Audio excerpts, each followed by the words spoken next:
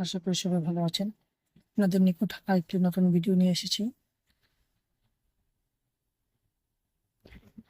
যারা দাখিল এবং এসএসসি পরীক্ষার্থী অথবা উচ্চ ক্লাসে অধ্যয়নরত আছেন তাদের একটি গল্প প্রত্যুত প্রকার। প্রত্যুত প্রত্যুত প্রকারের আমরা যদি সন্ধি বিচ্ছেদ দেখি, সন্ধি বিচ্ছেদ হচ্ছে প্রতি যোগ উপকার। উপকার প্রত্যুত প্রকারের সন্ধি বিচ্ছেদ হচ্ছে প্রতিযোগ উপকার। প্রত্যুত প্রকার শব্দের অর্থ হচ্ছে উপকারের উপকার করে যে।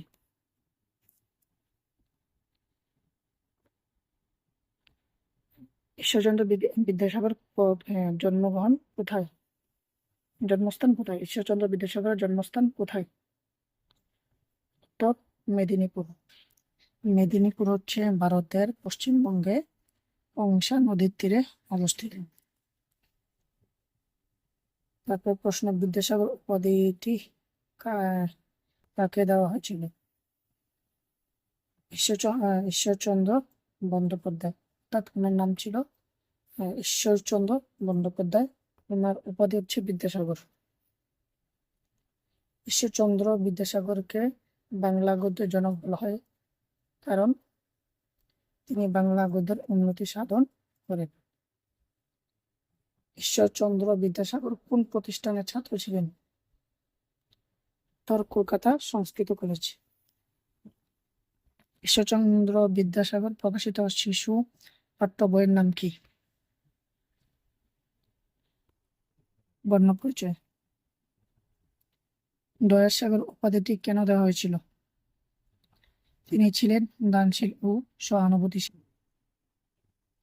ঈশ্বরচন্দ্র বিদ্যাসাগর কত সালে মৃত্যুবরণ করেছিলেন, অর্থাৎ কবে মৃত্যুবরণ করেন? 1981 সাল। তার মৃত্যুর তারিখ হচ্ছে 29 জুলাই। 29 জুলাই তার মৃত্যুর তারিখ হচ্ছে 29 জুলাই 1991 সাল 29 জুলাই। প্রত্যুত প্রকার গল্পটি লেখক কে? ঈশ্বরচন্দ্র বিদ্যাসাগর। প্রত্যুত প্রকার গল্পটি কোন গ্রন্থ থেকে সংকলিত? আখ্যান মঞ্জুরি। আখ্যান মঞ্জুরি। আখ্যান মঞ্জুরি রচিত হয় কত সালে? 1868 সালে। আখ্যান শব্দ অর্থ হচ্ছে গল্প বা কাহিনী, আর মঞ্জুরি শব্দ অর্থ হচ্ছে গুচ্ছ। গল্পের প্রধান চরিত্র আলী ইবনে আব্বাস কার প্রিয় পুত্র ছিল? খলিফা মামুন রশিদের। আলী ইবনে আব্বাস কোন শহরে একজন সম্ভ্রান্ত ব্যক্তি আশ্রয় লাভ করেন? দামেস্ক। দামেস্ক হচ্ছে দামেস্ক হচ্ছে দামেস্ক হচ্ছে সিরিয়ার রাজধানী। সিরিয়ার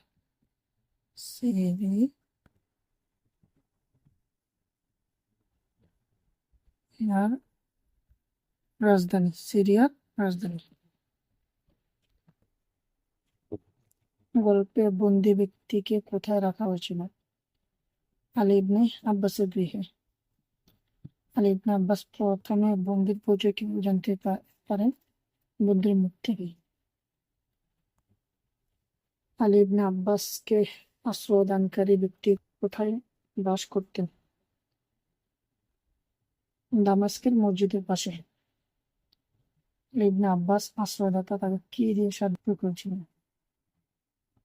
অর্থ ও অশ্ব মানে হচ্ছে ঘোড়া, খাদ্য ও বিশ্রামের স্থান, নিরাপদে পালানোর সুযোগ। উল্লেখিত সবগুলো লিখেছে সবগুলো। খলিফা মামুন কোন শহরের শাসক ছিলেন? বাগদাদের। বাগদাদ হলো ইরাকের রাজধানী।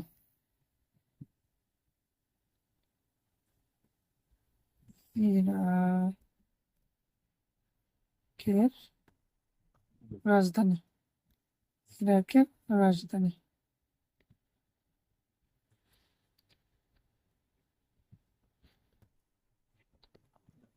আলী ইবনে আব্বাস কোন খলিফার কাছে বন্দির জন্য সুপারিশ করেন? তখন খলিফা কে বলেন?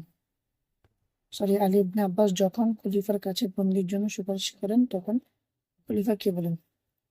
তাকে প্রাণদণ্ড দেওয়ার হুমকি দেন। গল্পে খলিফা মামুন কেমন চরিত্রের ছিলেন? মহৎ ও সুবিবেচক, অর্থাৎ যার ভালো বিবেচনা করার ক্ষমতা আছেন। গল্পে আলী ইবনে আব্বাস কাকে সবচেয়ে বেশি শ্রদ্ধা করেন? তার আশ্রয়দাতাকে। আলী ইবনে আব্বাসের চরিত্র কেমন? কৃতজ্ঞ ও সাহসী। আলী ইবনে আব্বাস দামেস্কে কেন গিয়েছিলেন? যুদ্ধের কারণে।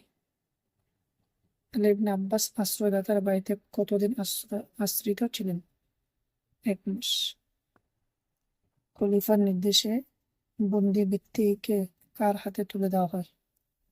আলী ইবনে আব্বাস।